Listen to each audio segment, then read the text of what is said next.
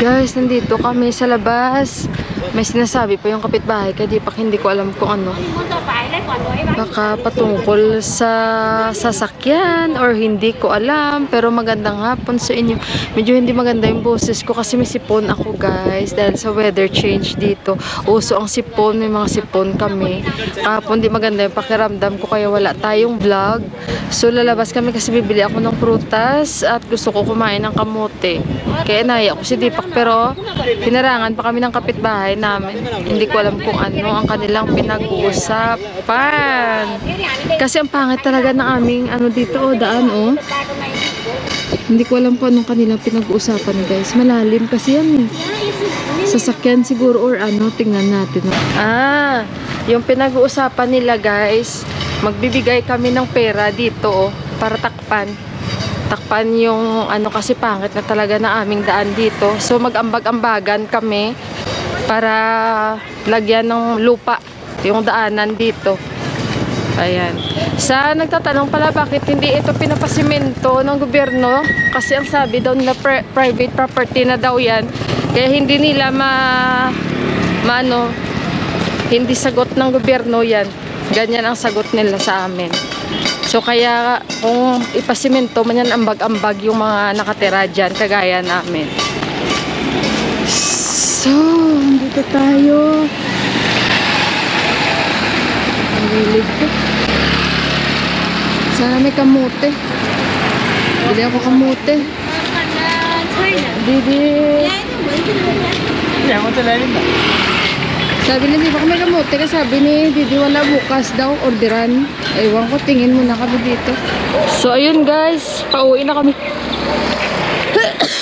Ay, nagmamast ako kasi grabe ang alikabok kasi dito. So, pauwi na kami. Ayan. Bumili kami ng lemon tsaka buti meron pa silang natirang kamote. So, pero kay Didi nag-order din si Deepak. Sabi ni Didi bukas. Sabi ni Deepak, sige magdala ka. So, ayun ano patungkol dito yan. Magbibigay kami ng pera. Kada bahay sa dito. Ilan kami? So, 1, 2, 3, 4, 5 pati sa loob-loob doon. Kasi malalim na talaga. Itong hirap dito dumaan guys. Sobrang hirap. Kasi malalim ito Pasensya na kayo sa boses ko. Ayan. So, si Didi ulit humarang. Hirap dumaan dito. 3 truck daw.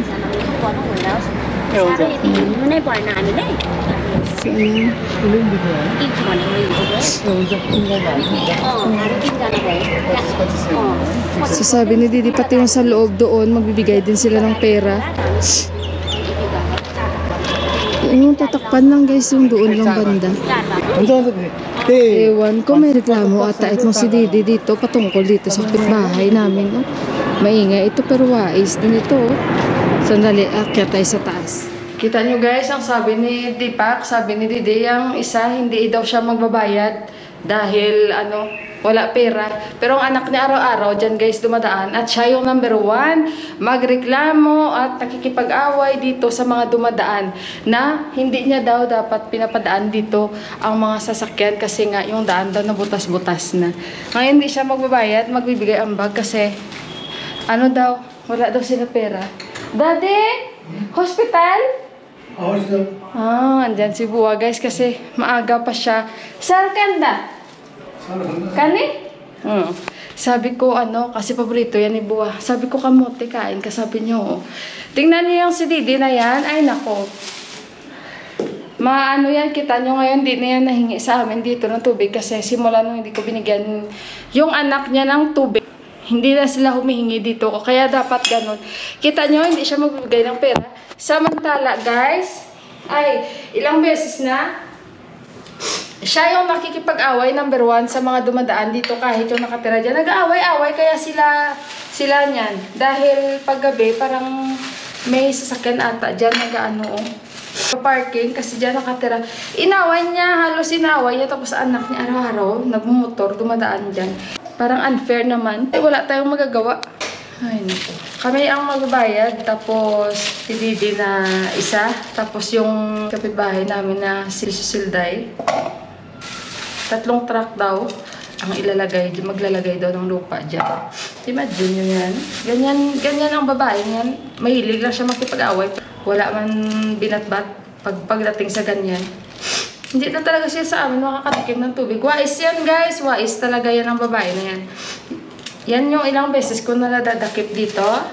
Pag nandito yan si Ama, lagot siya kay Ama. Wais siya, hindi siya magbigay. Sabi ko kay Deepak, kapagsalita lang ako ng Nepali. Aawayin ko yan siya. Sabi ko kay Deepak, salamat talaga hindi ako makapagsalita ng Nepali. Sabi ko, ano yan, sobra yan ha. Sobra yan talaga siya ng klase kapitbahay. Yung gusto niya lagi, libre lang siya lagi. Pati tubig dito at marami siyang pinapatira sa bahay niya. Pues sabi ko, pag ako one time mahingan ng tubig, isahin ko talaga yan. Kaya ayun, nung maghingi yung anak niya, ay talagang sinabi ko, wala sira yung aming, yung motor ng tubig. Kaya hanggang ngayon, hindi na sila humingi sa amin guys. So kanina guys, uminit yung ulo ko kay Deepak. Kaya sa init ng ulo ko, nakatulog talaga ako. 3 hours ang tulog ko. Natulog ako mga launa. Nagising ako. Tama ba? 3 hours or 2 oras at kalahati. Nakatulog talaga ako. Plus siguro sa gamot na ininom ko. So, uminit yung ulo ko kanina kasi alam niyo ba kung bakit? Nagluto si Deepak ng sag at saka dal. And then, kumain na kami. Kaming dalawa lang kasi si Boa wala dito.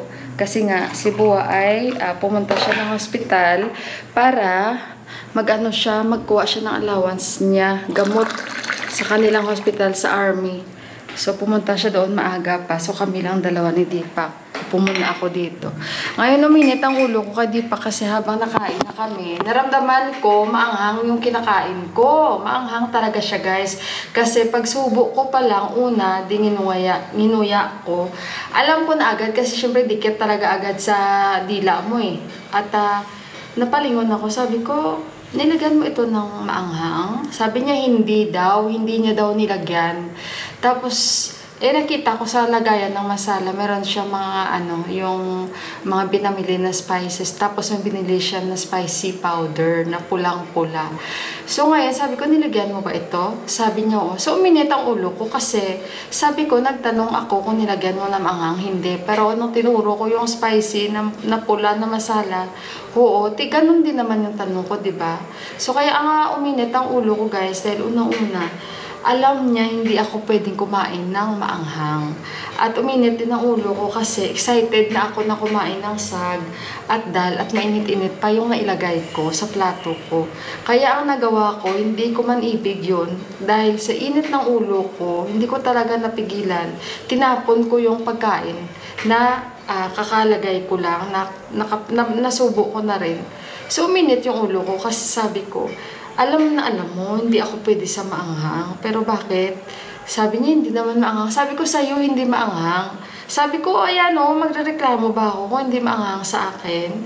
So, kaya naitapon ko. Kaya tapos, after nun, umakyat na ako at may konti akong sinigang kahapon na manok na nilagyan ko na sinigang sa gabi. Yun ang kinain ko. Pero kasi parang gusto ko talaga kumain kanina ng sag at dal. Kaso ganun nga ang nangyari. So, sa init ng ulo ko, bumaba ulit ako, ako ng tuyo, nagluto, mga 6 na piraso, yung sapsap, tapos yung sinigang ang kinain ko, nasabaw, at may manok pa konti. Tapos yun, hindi kami nagpansinan, umakyat na ako, kasi ganyan kami mag-away, hindi kami wala kaming ganun guys, ayaw ko ng ganun. At tahimik lang talaga ako. The more na iinis ako, tahimik ako guys. So ayun, hanggang sa nakatulog ako kasi nga may ninom ako na gamot para sa sipon. At nagising ako, sabi ko, bili muna tayo ng kamote, kasi yan yung snacks ko. At bili tayo ng papaya at watermelon, wala na. So ayun, kaya kami nalabas ngayon at yan ang humarang sa amin. Patungkol ngayon sa daan na yan. Iyan siya, itong kapitbahay namin. Gusto niya lagi maglibre siya guys. Gusto niya lagi manglibre siya. So kaya, nung una, hindi ko yan siya nanonotice. Hanggat sa, lagi na lang kami hininga nila ng tubig. At marami siyang pinapatira sa bahay niya. So ayun, Etong si Didi sa kabila, okay ito. Ito siya. Okay ito. Pero never siya magbibigay ng libre na tubig dyan sa kanila. Kasi naghihingi yan sila dyan eh. Hindi niya talaga bibigyan. Prangka niya talaga. So, akyat muna ako guys kasi medyo matagal-tagal pa ito maluto. Balikan natin yung aking kamote. O diba nakakainis na may ganyang kapitbahay? Pag mabilis siya makipag-away, ganito, ganyan.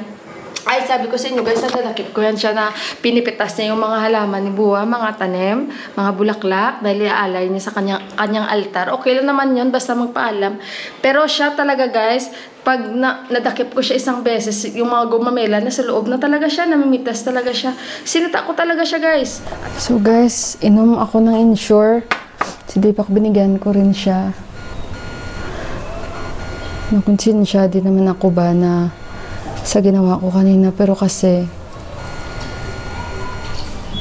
wala na ako may sinabi pa. Basta ko na lang tinapon doon sa gagawin naming pampataba ng mga itinatanim ni Bianan na lalaki at umalis na lang ako. Ganyan ako kaysa makapagsabi ako na kung ano-ano. Ayan, kain tayo. Tingnan natin, sana matamis ito.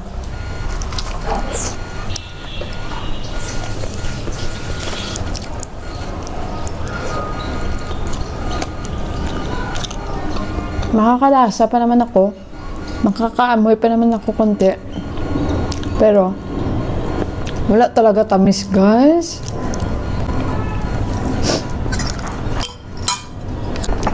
No, sweet, no? Hindi sweet. Pero gaba ba, guys? Hindi matamis. Dito, hindi pa ako nakabili talaga na purple na kamote. Tutin. Sarap to isa sa asukal. Ayaw ko nang bumaba. Sana naman kahit isa mayroong matamis. Kung kayo may ganyan kayong kapitbahay. Noon pa yan guys. UMP ng babae yan.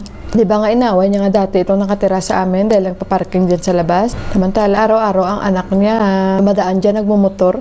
Nakikipag-away pa sila dyan sa kapitbahay. Dahil daw nakaparking yung sasakyan sa labas. Papahinga lang naman. Yung nakatira pala sa amin. Nahihirapan daw yung anak niya dumaan. Tapos ngayon ang bagan. Hindi siya magbibigay. Pasensya na kayo talaga sa aking content today guys kasi ito talaga yung pangyayari. Kahapon masama talaga pakiramdam ko. May mga sipon kasi sila dito ni Deepak. Kasi time ko na rin mag-inom ng gamot.